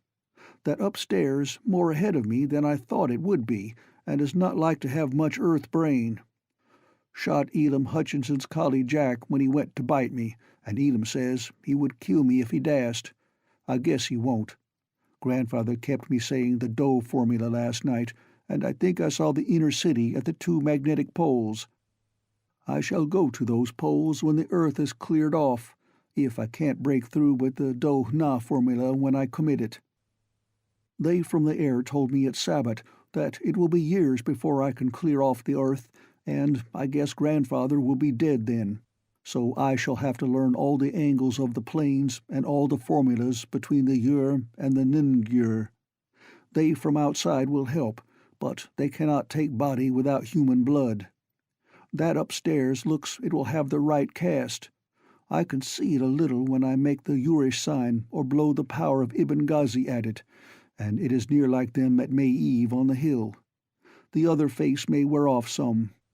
I wonder how I shall look when the earth is cleared and there are no earth beings on it. He that came with the Aklo Sabbath said, I may be transfigured, there being much of outside to work on. Morning found Dr. Armitage in a cold sweat of terror and a frenzy of wakeful concentration.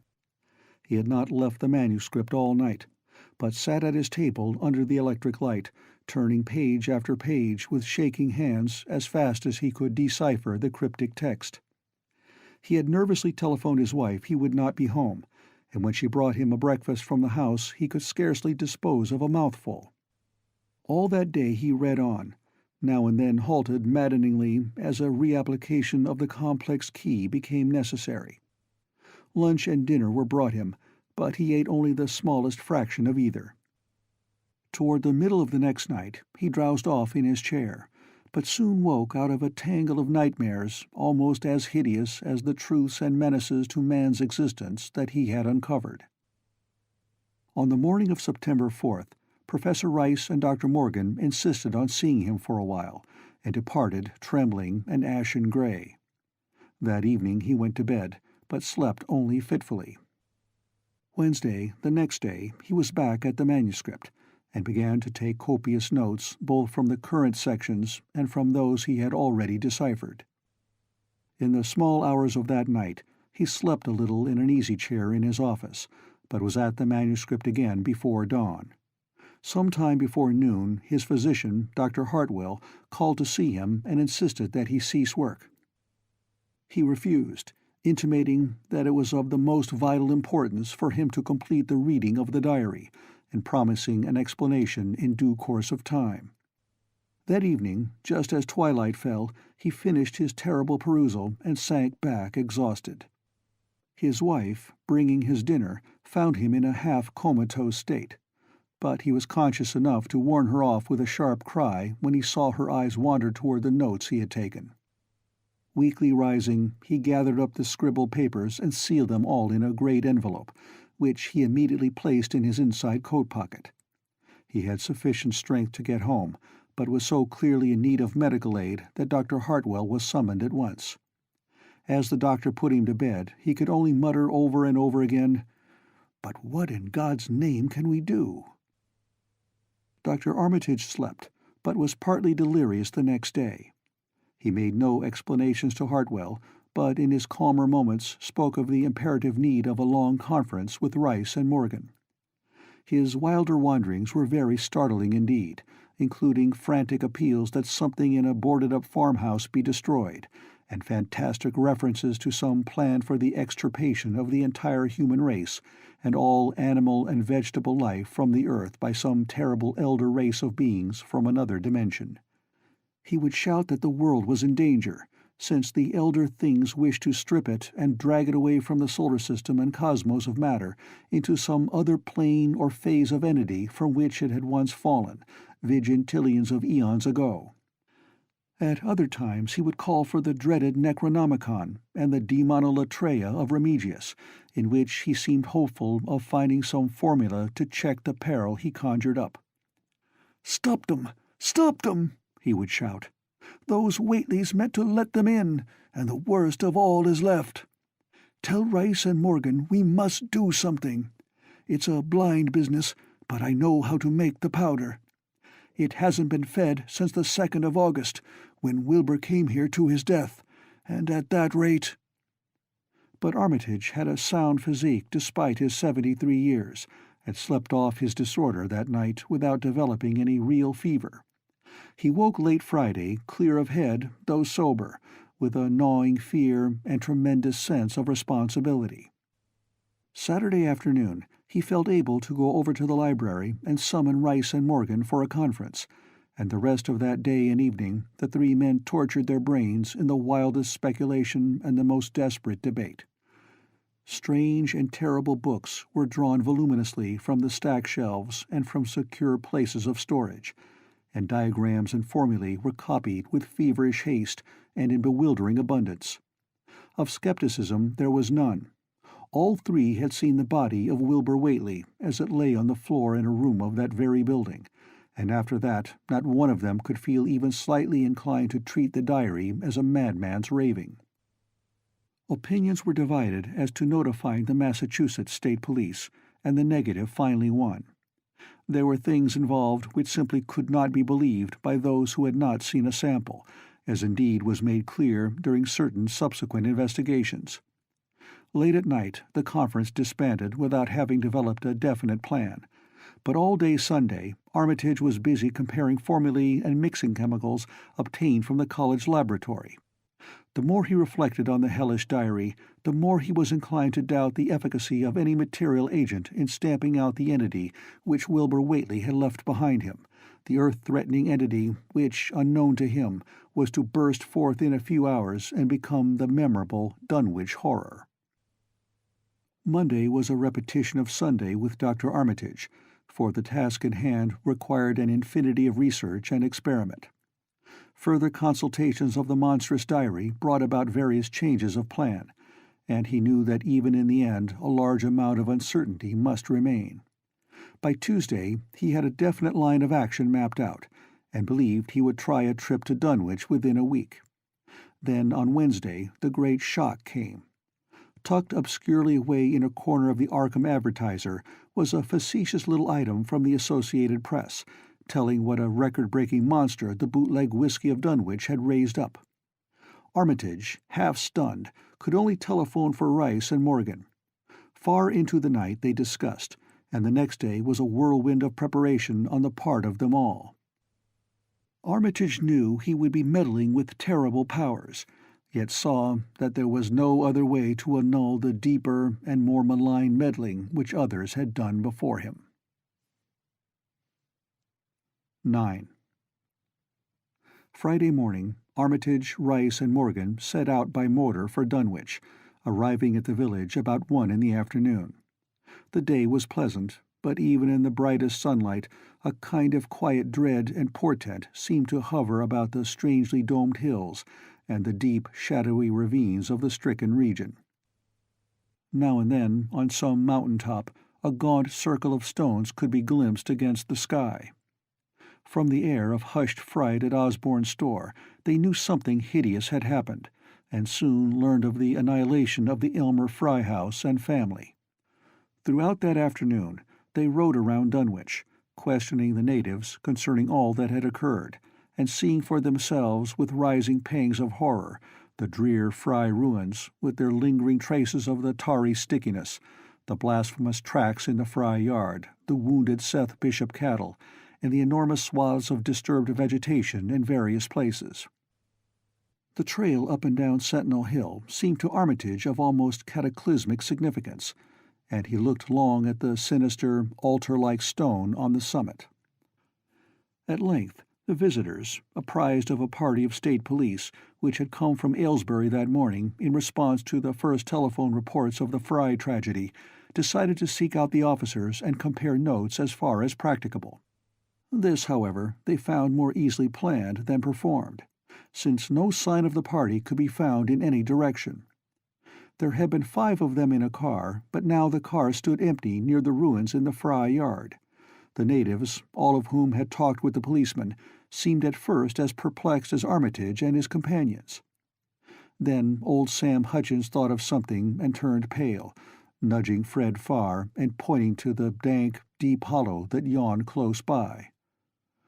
"God," he gasped, "I telled 'em not ter go down into the glen, and I never thought nobody'd do it with them tracks and that smell and the whippoorwills a-screechin' down thar in the dark o' noonday."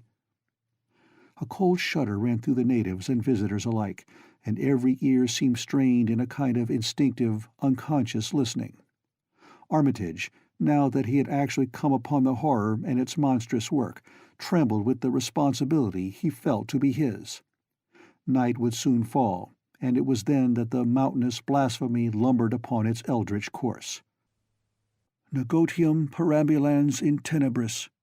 The old librarian rehearsed the formulae he had memorized, and clutched the paper containing the alternative ones he had not memorized. He saw that his electric flashlight was in working order. Rice, beside him, took from a valise a metal sprayer of the sort used in combating insects, whilst Morgan uncased the big-game rifle on which he relied despite his colleague's warnings that no material weapon would be of help. Armitage, having read the hideous diary, knew painfully well what kind of a manifestation to expect, but he did not add to the fright of the Dunwich people by giving any hints or clues. He hoped that it might be conquered without any revelation to the world of the monstrous thing it had escaped.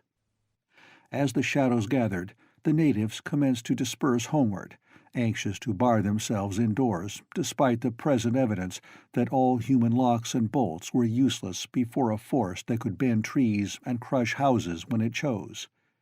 They shook their heads at the visitors' plan to stand guard at the Fry ruins near the glen, and as they left had little expectancy of ever seeing the watchers again.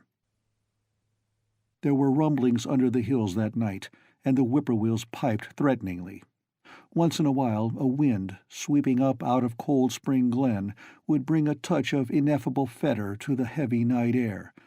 Such a fetor as all three of the watchers had smelled once before, when they stood above a dying thing that had passed for 15 years and a half as a human being. But the looked-for terror did not appear. Whatever was down there in the glen was biding its time, and Armitage told his colleagues it would be suicidal to try to attack it in the dark. Morning came wanly, and the night sound ceased. It was a gray, bleak day, with now and then a drizzle of rain, and heavier clouds seemed to be piling themselves up beyond the hills to the northwest. The men from Arkham were undecided what to do. Seeking shelter from the increasing rainfall beneath one of the few undestroyed Fry outbuildings, they debated the wisdom of waiting, or of taking the aggressive and going down into the glen in quest of their nameless, monstrous quarry. The downpour waxed in heaviness, and distant peals of thunder sounded from far horizons. Sheet lightning shimmered, and then a forky bolt flashed near at hand, as if descending into the accursed glen itself.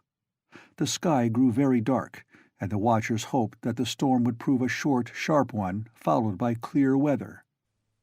It was still gruesomely dark when, not much over an hour later, a confused babble of voices sounded down the road. Another moment brought to view a frightened group of more than a dozen men, running, shouting, and even whimpering hysterically. Someone in the lead began sobbing out words, and the Arkham men started violently when those words developed a coherent form. "Oh, my God, the voice choked out. "It's a-goin' again, and this time by day. It's out and a-movin' this very minute, and only the Lord knows when it'll be on us all." The speaker panted into silence, but another took up his message. "Nigh on an hour ago, Zeb Whately here heard the phone a-ringin', and it was Miss Corey, George's wife that lives down by the junction. She says the hired boy Luther was out drivin' in the cows from the storm arter the big bolt, when he sees all the trees a-bendin' at the mouth of the glen, opposite side ter this, and smelt the same awful smell like he smelt when he found the big tracks last Monday mornin'. And he says, there was a swishin', lappin' sound, more nor what the bendin' trees and bushes could make, and all on a suddent the trees along the rud begun ter get pushed one side, and they was a awful stompin' and splashin' in the mud. But mind ye, Luther he didn't see nothin' at all, only just the bendin' trees and underbrush. Then, fur ahead, where Bishop's Brook goes under the rud, he heard a awful creakin' and strainin' on the bridge, and says he could tell the sound of wood a-startin' to crack and split. And all the whiles he never see a thing, only them trees and bushes a-bendin'. And when the swishin' sound got very fur off, on the rud towards Whizzer Whately's and Sentinel Hill, Luther he had the guts ter step up where he heard it fust and look at the ground. It was all mud and water, and the sky was dark, and the rain was wipin' out all tracks about as fast as could be. But beginnin' at the glen mouth, where the trees bed moved, they was still some of them awful prints, big as barrels, like he's seen Monday." At this point the first excited speaker interrupted. "But that ain't the trouble now. That was only the start.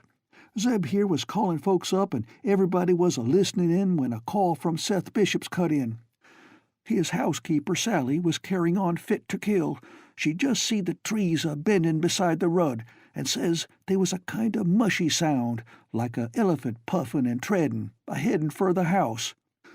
Then she up and spoke sudden of a fearful smell, and says her boy Chancey was a-screamin' as how it was jest like what he smelt up to the Whately ruins Monday mornin', and the dogs was all barkin' and whinin' awful. And then she let out a turrible yell, and says the shed down the rud had just caved in, like the storm had blowed it over, only the wind wa'n't strong enough to do that. Everybody was a-listenin', and you could hear lots of folks on the wire a-gaspin'. All to onct, Sally she yelled again, and says the front yard picket fence bed just crumpled up, though they wa'n't no sign of what done it. Then everybody on the line could hear Chancey and old Seth Bishop a-yellin' too, and Sally was shrieking out that something heavy had struck the house. Not lightning nor nothing, but something heavy agin the front that kept a-launching itself again and again, though you couldn't see nothing out the front winders. And then, lines of fright deepened on every face, and Armitage, shaken as he was, had barely poise enough to prompt the speaker. And then Sally, she yelled out, "Oh, help, the house is a-cavin' in," and on the wire we could hear a turrible crashin' and a hull flock a-screamin', just like when Elmer Fry's place was took, only wuss. The man paused, and another of the crowd spoke. "That's all. Not a sound nor squeak over the phone arter that. Just still like. We that heard it got out Fords and wagons and rounded up as many able-bodied menfolks as we could get at Corey's place, and come up here to see what you thought best ter do. Not but what I think it's the Lord's judgment for our iniquities, that no mortal can ever set aside." Armitage saw that the time for positive action had come, and spoke decisively to the faltering group of frightened rustics. "We must follow it, boys." He made his voice as reassuring as possible. "I believe there's a chance of putting it out of business. You men know that those Whateleys were wizards. Well, this thing is a thing of wizardry, and must be put down by the same means. I've seen Wilbur Whately's diary, and read some of the strange old books he used to read, and I think I know the right kind of spell to recite to make the thing fade away. Of course, one can't be sure, but we can always take a chance. It's invisible, I knew it would be, but there's a powder in this long-distance sprayer that might make it show up for a second. Later on, we'll try it. It's a frightful thing to have alive, but it isn't as bad as what Wilbur would have let in if he'd lived longer. You'll never know what the world has escaped. Now we've only this one thing to fight, and it can't multiply. It can, though, do a lot of harm, so we mustn't hesitate to rid the community of it. We must follow it, and the way to begin is to go to the place that has just been wrecked. Let somebody lead the way. I don't know your roads very well, but I've an idea there might be a shorter cut across lots. How about it?" The men shuffled about a moment, and then Earl Sawyer spoke softly, pointing with a grimy finger through the steadily lessening rain. "I guess you can get to Seth Bishop's quickest by cutting across the lower medder here, wading the brook at the low place, and climbing through Carrier's mowin' and the timber lot beyont. That comes out on the upper rud, mighty nigh Seth's, a leetle t'other side."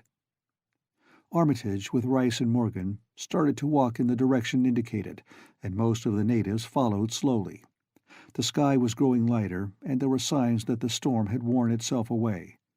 When Armitage inadvertently took a wrong direction, Joe Osborne warned him and walked ahead to show the right one. Courage and confidence were mounting, though the twilight of the almost perpendicular wooded hill which lay toward the end of their short-cut, and among whose fantastic ancient trees they had to scramble as if up a ladder, put these qualities to a severe test. At length they emerged on a muddy road to find the sun coming out. They were a little beyond the Seth Bishop place, but bent trees and hideously unmistakable tracks showed what had passed by. Only a few moments were consumed in surveying the ruins just around the bend. It was the Fry incident all over again, and nothing dead or living was found in either of the collapsed shells which had been the Bishop house and barn. No one cared to remain there amidst the stench and tarry stickiness, but all turned instinctively to the line of horrible prints leading on toward the wrecked Whately farmhouse and the altar-crowned slopes of Sentinel Hill. As the men passed the site of Wilbur Whately's abode, they shuddered visibly, and seemed again to mix hesitancy with their zeal. It was no joke tracking down something as big as a house that one could not see, but that had all the vicious malevolence of a demon.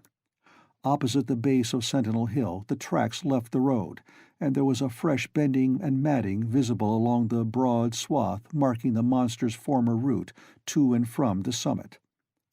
Armitage produced a pocket telescope of considerable power and scanned the steep green side of the hill.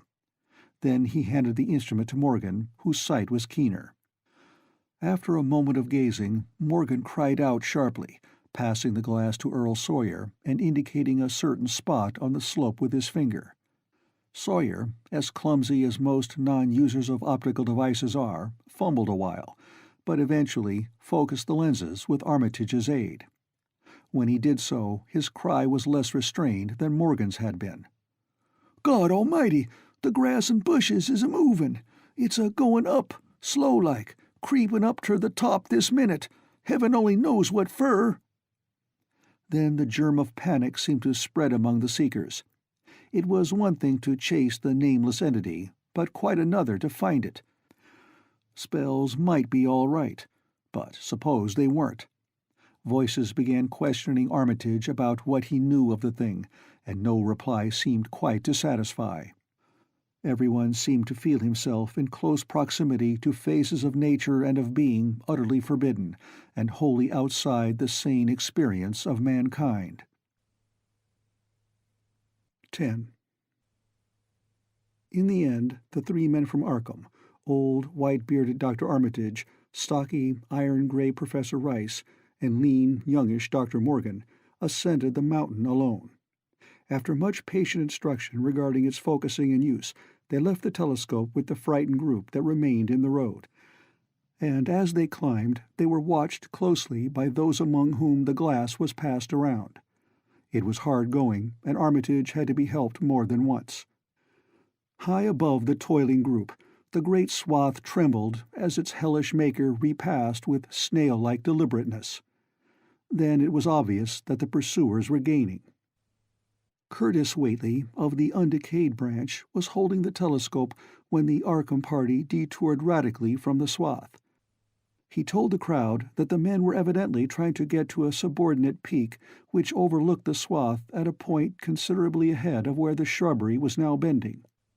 This indeed proved to be true, and the party were seen to gain the minor elevation only a short time after the invisible blasphemy had passed it. Then Wesley Corey, who had taken the glass, cried out that Armitage was adjusting the sprayer which Rice held, and that something must be about to happen. The crowd stirred uneasily, recalling that this sprayer was expected to give the unseen horror a moment of visibility. 2 or 3 men shut their eyes, but Curtis Whately snatched back the telescope and strained his vision to the utmost. He saw that Rice, from the party's point of vantage above and behind the entity, had an excellent chance of spreading the potent powder with marvelous effect. Those without the telescope saw only an instant's flash of gray cloud, a cloud about the size of a moderately large building, near the top of the mountain. Curtis, who had held the instrument, dropped it with a piercing shriek into the ankle-deep mud of the road. He reeled and would have crumpled to the ground had not 2 or 3 others seized and steadied him. All he could do was moan half inaudibly, "Oh, great God, that—" There was a pandemonium of questioning, and only Henry Wheeler thought to rescue the fallen telescope and wipe it clean of mud. Curtis was past all coherence, and even isolated replies were almost too much for him.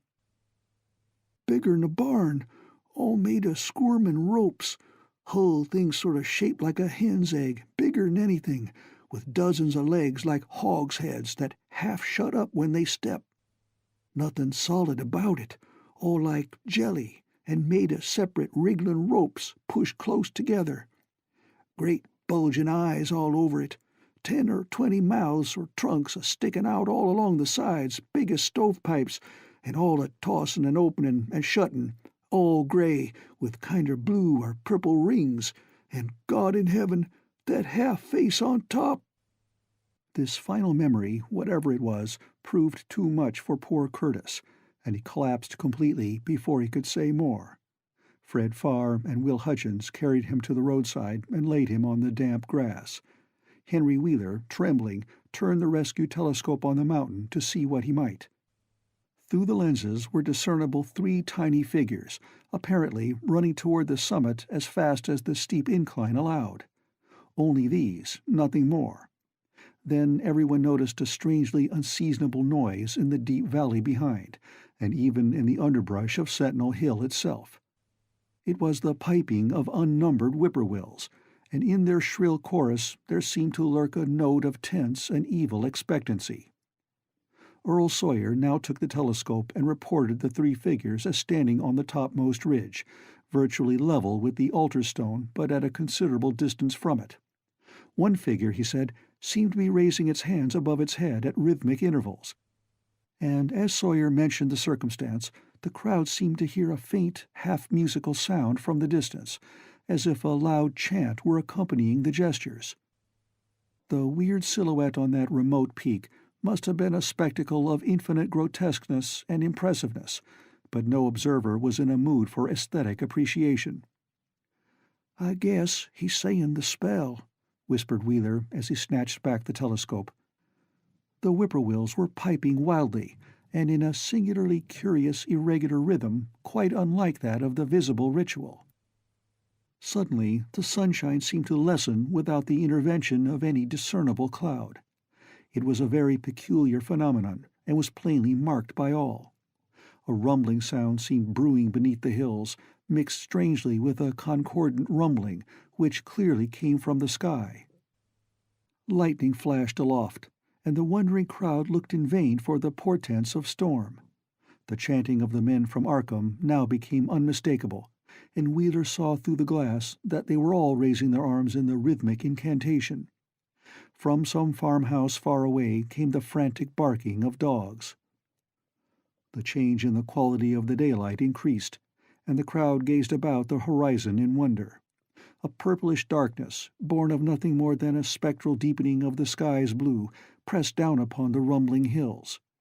Then the lightning flashed again, somewhat brighter than before, and the crowd fancied that it had showed a certain mistiness around the altar stone on the distant height. No one, however, had been using the telescope at that instant.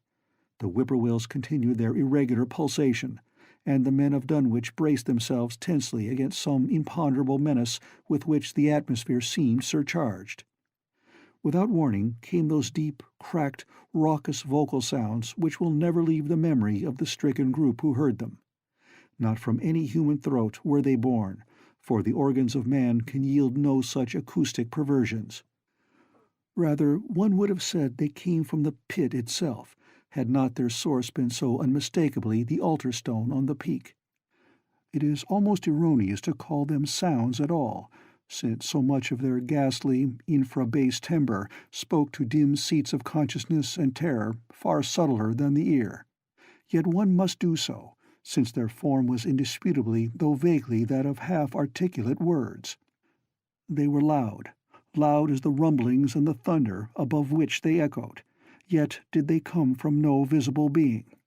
And because imagination might suggest a conjectural source in the world of non-visible beings, the huddled crowd at the mountain's base huddled still closer, and winced as if in expectation of a blow. Yugnai, thufknaga, Yog Sototh, rang the hideous croaking out of space. Yabthink, Yeheye, Nugurkudle. The speaking impulse seemed to falter here, as if some frightful psychic struggle were going on. Henry Wheeler strained his eye at the telescope, but saw only the three grotesquely silhouetted human figures on the peak, all moving their arms furiously in strange gestures as their incantation drew near its culmination. From what black wells of acherontic fear or feeling, from what unplumbed gulfs of extra-cosmic consciousness or obscure, long-latent heredity were those half-articulate thunder-croakings drawn? Presently they began to gather renewed force and coherence as they grew in stark, utter, ultimate frenzy. Ya, yaha, ya,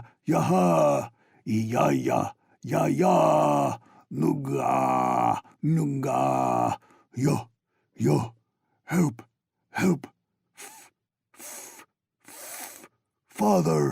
Father, Yog Sothoth. But that was all. The pallid group in the road, still reeling at the indisputably English syllables that had poured quickly and thunderously down from the frantic vacancy beside that shocking altar stone, were never to hear such syllables again. Instead, they jumped violently at the terrific report which seemed to rend the hills, the deafening, cataclysmic peal whose source, be it inner earth or sky, no hearer was ever able to place. A single lightning bolt shot from the purple zenith to the altar stone, and a great tidal wave of viewless force and indescribable stench swept down from the hill to all the countryside. Trees, grass, and underbrush were whipped into a fury, and the frightened crowd at the mountain's base, weakened by the lethal fetter that seemed about to asphyxiate them, were almost hurled off their feet. Dogs howled from the distance. Green grass and foliage wilted to a curious, sickly yellow-gray, and over field and forest were scattered the bodies of dead whippoorwills. The stench left quickly, but the vegetation never came right again. To this day there is something queer and unholy about the growths on and around that fearsome hill. Curtis Whately was only just regaining consciousness when the Arkham men came slowly down the mountain in the beams of a sunlight once more brilliant and untainted. They were grave and quiet, and seemed shaken by memories and reflections even more terrible than those which had reduced the group of natives to a state of cowed quivering. In reply to a jumble of questions, they only shook their heads and reaffirmed one vital fact. "The thing has gone forever," Armitage said. "It has been split up into what it was originally made of, and can never exist again. It was an impossibility in a normal world. Only the least fraction was really matter in any sense we know. It was like its father, and most of it has gone back to him in some vague realm or dimension outside our material universe. Some vague abyss out of which only the most accursed rites of human blasphemy could ever have called him for a moment on the hills." There was a brief silence, and in that pause the scattered senses of poor Curtis Whately began to knit back into a sort of continuity, so that he put his hands to his head with a moan. Memory seemed to pick itself up where it had left off, and the horror of the sight that had prostrated him burst in upon him again. "Oh, oh my God! That half-face! That half-face on top of it! That face with the red eyes and crinkly albino hair and no chin, like the Whateleys. It was a octopus, centipede, spider kind of thing, but they was a half-shaped man's face on top of it, and it looked like Wizard Whately's, only it was yards and yards across." He paused exhausted, as the whole group of natives stared in a bewilderment not quite crystallized into fresh terror. Only old Zebulon Whately, who wanderingly remembered ancient things but who had been silent heretofore, spoke aloud. 15 year gone," he rambled. "I heard old Whately say as how some day we'd hear a child of old Lavinia's a-calling its father's name on the top of Sentinel Hill." But Joe Osborne interrupted him to question the Arkham men anew.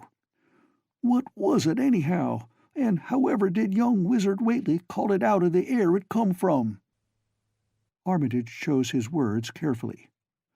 "It was, well, it was mostly a kind of force that doesn't belong in our part of space.